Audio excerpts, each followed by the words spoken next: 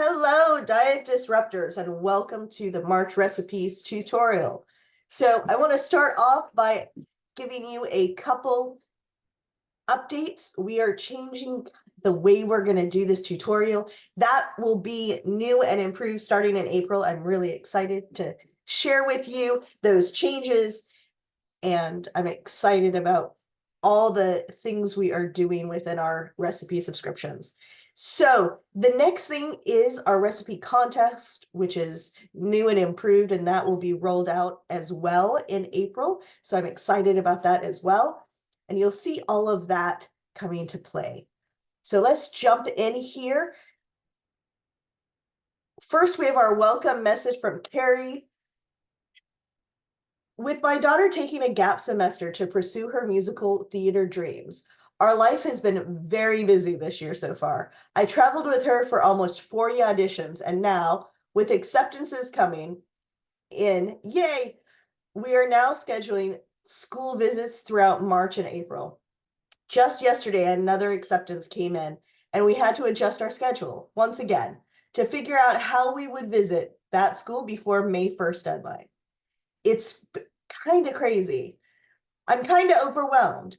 While unpredictably, overwhelm and life's busyness can stress us out, very often the things that cause chaos are actually the good things in life. These are the things we will miss when they are gone. Yes, this time in your life may be crazy right now, but focus on the joy of what this season in our lives is all about. I can see the chaos as exciting.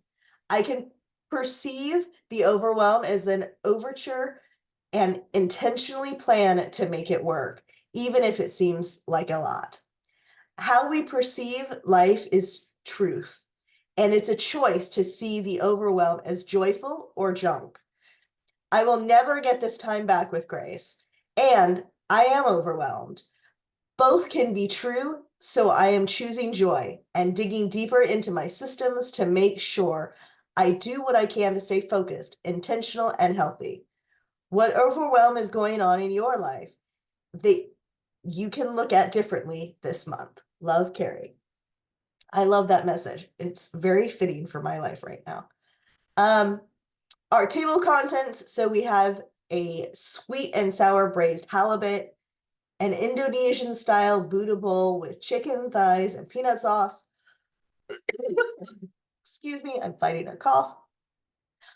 Rosemary garlic basted sirloin steak, Coach Michelle K's chicken crust pizza, Coach Michelle S's cumin chicken chickpea stew, Katie's stuffed green pepper casserole, almond crusted rockfish piccata, apple turkey mini meatloafs, a mushroom stew, a Italian lupini bean salad, a beef and Chinese broccoli, Coach Michelle's spice crusted wild cod. Then we have a chocolate oat cookie shake, and we have Coach Stacy's banana chia pudding and a sweet potato salad. So I'm not going to go through as much as kind of normal just because I'm losing my voice. But one of my favorite things, as you know, I love spice. So you'll see this sweet and sour braised halibut. Braising is a great way to cook a fish. Very easy and simple, and a great way to get lots of flavor. We're moving into that Indonesian style Buddha bowl. I love that this has a peanut sauce to it. It's a delicious way to have lots of flavor and something a little bit different. This rosemary garlic basted sirloin uses 4 whole garlic cloves, plus the fresh rosemary and shallots, lots of great flavor. Coach Michelle K's chicken crust pizza, which I love this idea. By using that ground chicken as our crust, we're getting that good protein, as well as it's a little different than what we normally have for our crust that we're using. Coach Michelle's cumin chicken chickpea stew. I've been doing a lot of flavorful cumin dishes lately, and I love the idea of this chicken and chickpea. Kate's stuffed green pepper casserole. This is a great way to take this new something we do a lot, or I do a lot, which is stuffed peppers, and turn it into a casserole, which is a great way to change this. This can be made green light to doing this without the cheese.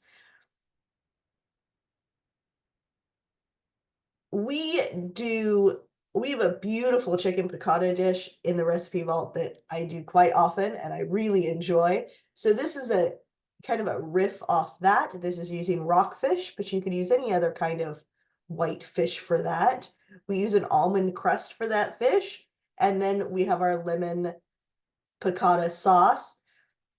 Here it is using tapioca starch. You could also do this with arrowroot instead if you do not have the tapioca starch. We have our apple turkey mini meatloaves. Using the apple with our Italian seasonings, the crushed fennel, and giving lots of flavor to that turkey. Lean turkey tends to not have a ton of flavor on its own, so I love the flavor profile in this, giving it just a little extra something. Mushroom stew. One of my favorite stalls at our farmers market is the Mushroom Growers. I really enjoy the wide variety of fresh mushrooms that they bring. So this, you can use a bag of frozen mushrooms. You can also use, if like me, you have access to a lot of fresh variety of mushrooms, you can do that as well. I use a wide variety of mushrooms. We've got an Italian lupin bean salad. This with the baby spinach and the beans. The mustard gives it a little bit of zip. Beef and broccoli. Who doesn't love a beef and broccoli? Michelle K's spice crusted wild cod. So I love the spices she's using here to crust this cod, with the garlic and the cinnamon, which is something that I normally would not have thought of, which I love. It gives the cinnamon nutmeg, gives it such a nice addition to those warming spices. And then moving into our chocolate oat cookie shake, our banana bread chia pudding, and lastly, our sweet potato salad. I hope you guys enjoy this recipes. Sorry, this is a little shorter than normal, but my voice is really going. So our quote today is from Anonymous, looks like, and it is, "Joy is untouched by circumstance." I hope you guys have a great March, and I am looking forward to seeing everybody in April.